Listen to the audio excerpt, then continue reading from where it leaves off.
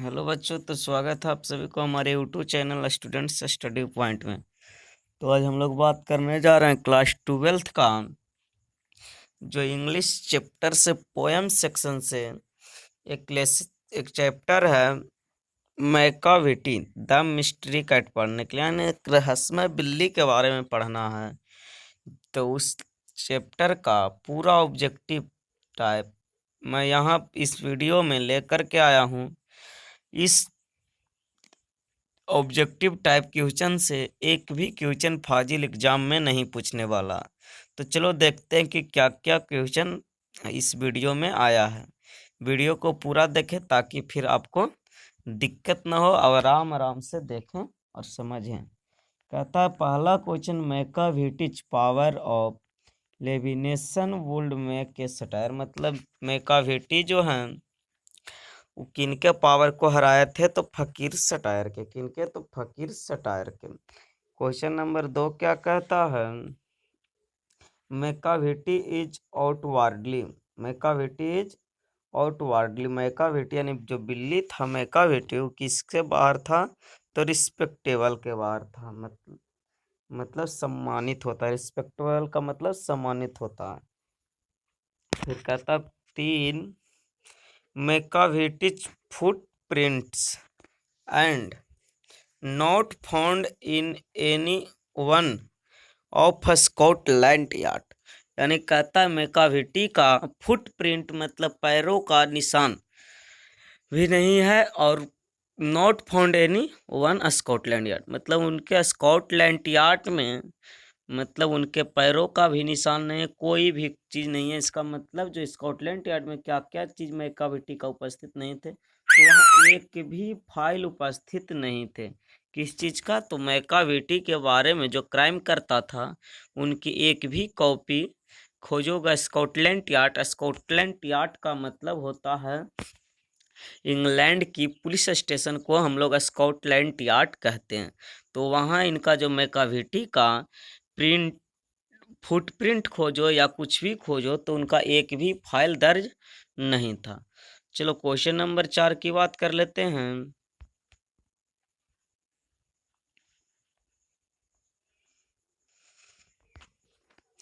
कहता according to Eliot Macavity is the dot dot dot of crime. मतलब Macavity जो है, कहता है अकॉर्डिंग जो इलियट है, टी.एस. इलियट, यहाँ इलियट जो लिखा है यानी टी.एस. इलियट जो इस लेसन का जो लेखक हैं, जो क्या है? टी.एस. इलियट।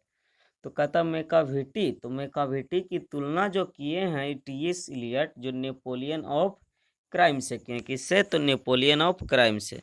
चलो क्वेश्चन नंबर 5 देखते हैं। तो क्वेश्चन नंबर 5 कहता who has composed the poem Macavity the mystery cat.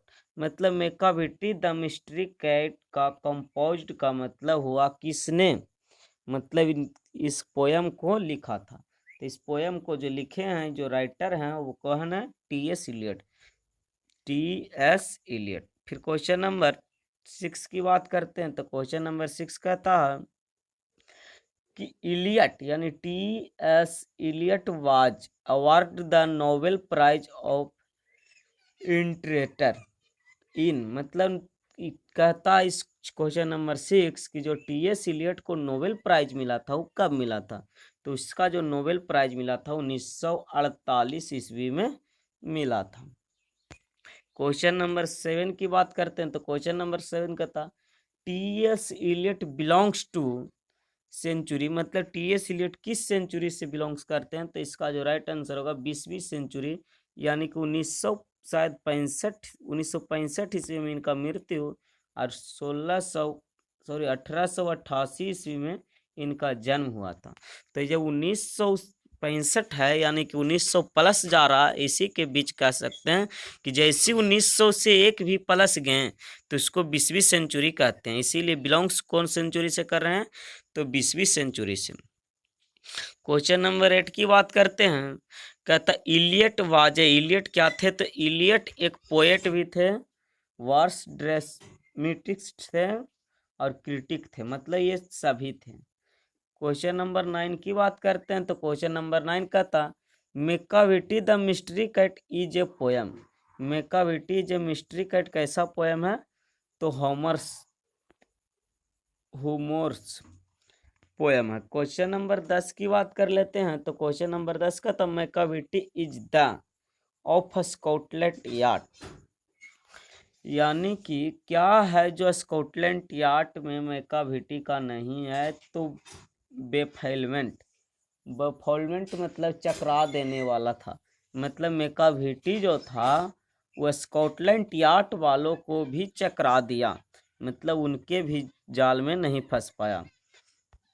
फिर कहता question number 11, T S. Eliot has written the poem. मतलब टी.एस. इलियट है जो कौन से पोएम को लिखे? तो मेकाविटी द मिस्ट्री कैट को लिखें। क्वेश्चन नंबर 12 की बात करते हैं। तो करा dot dot dot is a master of criminal. तो मास्टर ऑफ क्रिमिनल किसे कहा जाता है? तो मेकाविटी को, कि मंकी को, कि रेकाविटी को? तो मेकाविटी को। फिर कहता है क्वेश्चन नंबर 13, मेकाविटी इज कॉल्ड। मेकाविटी किसे कहा जाता है? तो मेकाविटी को क्या कहा जाता है? तो हिडन पाव। हिडन पाव यानी छुपा हुआ पंजा कहा जाता है। फिर बात कर लेते हैं क्वेश्चन नंबर 14 की, मेकाविटी मूव्स लाइक। मेकाविटी किसके जैसा मूव्स करता था? मतलब अपने सर को, हेड को साइड टू साइड हिलाता रहता था। तो स्नेक की तरह साइड टू साइड हिलाता रहता था, इसीलिए उनका जो है मूव्स यानी लाइक किए। लेखक ने बताया किसके जैसा? तो सांपों के जैसा करते रहता था।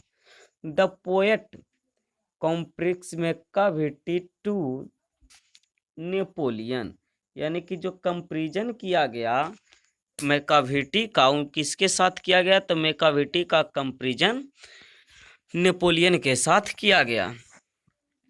मेकाविटी is the settlement of Scotland Yard, यानी कि किनके साथ सेटलमेंट हुआ था मेकाविटी का? तो कहता है कि स्कॉटलैंड यार्ड के साथ। कहता खाली स्थान इज टॉल एंड थिन। कौन था जो टॉल था यानी लंबा था, थिंग मतलब पतला था? तो इसका जो आंसर होगा मेकाविटी। फिर कहता है क्वेश्चन नंबर 18, मेकाविटी इज, मेकाविटी क्या था? कैट था। मेकाविटी क्या था? तो कैट था। फिर कहते हैं क्वेश्चन नंबर 19,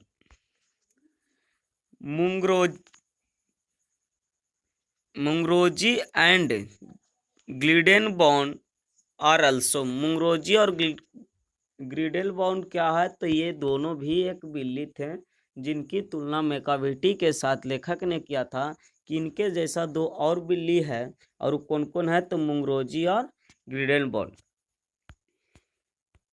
फिर कहता question number 20, Macavity is an out way. क्या थे मेकाविटी? क्या थे? आउट अवे थे। सॉरी, आउट अवे नहीं थे, ये तो एक क्रिमिनल्स थे। जो मेकाविटी जो है ये एक क्रिमिनल्स थे, आउट अवे नहीं। ये जो लिखा हुआ है वो गलत लिखा हुआ है, आंसर को सुधार लें। मेकाविटी क्या थे? एक क्रिमिनल्स थे। फिर कहता क्वेश्चन नंबर 21 की बात कर लेते हैं। मेकाविटी इज फुल ऑफ। मेकाविटी क्या था? तो मेकाविटी पूरी तरह से डेसिटफुलनेस था। क्या था? डेसिटफुलनेस। फिर कहता question number 22, Macavity disappear from the place of थिथ बिफोर द रिच देयर। मतलब मेकाविटी जब कोई क्राइम करता था तो वहाँ किसके पहुँचने से पहले मेकाविटी कोसों दूर भाग जाता था। तो वहाँ पुलिस के पहुँचने से पहले ही मेकाविटी यानी भाग जाता था।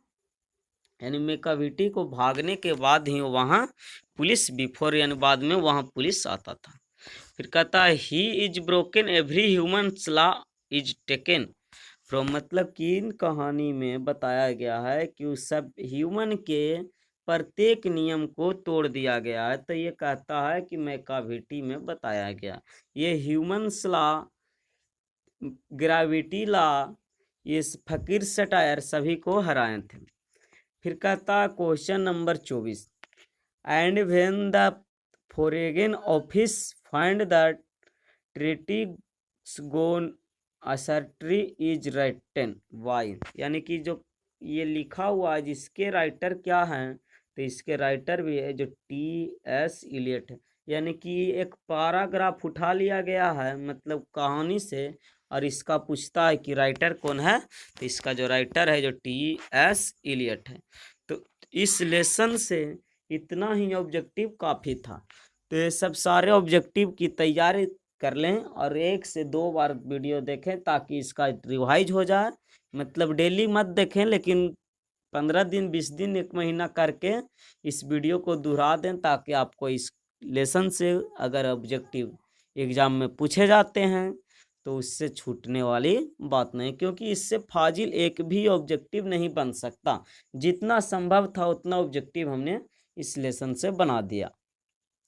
तो चलो आप फिर मिलेंगे अगले वीडियो में, आज के लिए इतना ही काफ़ी है। तो थैंक यू सो मच, फिर मिलते हैं अगले वीडियो में। Bye bye, take care. अगर और भी आपके दोस्त यार पढ़ रहे हैं क्लास 12th में तो और उनकी पढ़ाई थोड़ा सा डिस्टर्ब है, तो इस वीडियो को शेयर कर दें ताकि वे भी देख लें। और इनकी पीडीएफ चाहिए, अगर इस मतलब ये जो लिखा हुआ ये पीडीएफ चाहिए तो पीडीएफ के लिए टेलीग्राम पर ज्वाइन कर जाइए। जो टेलीग्राम लिंक हम इस ग्रुप के मतलब इस वीडियो के डिस्क्रिप्शन बॉक्स में दे देंगे, और वहाँ से जा कर के वो पीडीएफ डाउनलोड कर सकते हैं। ग्रुप में ज्वाइन करके पीडीएफ डाउनलोड कर लें। ऐसे ऐसे बहुत सारे वीडियो मिलेंगे आपको। 10th एंड 12th का सारा पीडीएफ, सारे लेसन का पीडीएफ कराया गया, सारे कोर्स कराए जाएंगे। तो जल्द से जल्द मेरे टेलीग्राम चैनल पर ज्वाइन हो जाइए और अपने दोस्तों को भी जोड़िए। ऐड मेंबर का ऑप्शन हमने छोड़ दिया। चलो बाय बाय, टेक केयर, फिर मिलते हैं अगले वीडियो में। Thank you so much.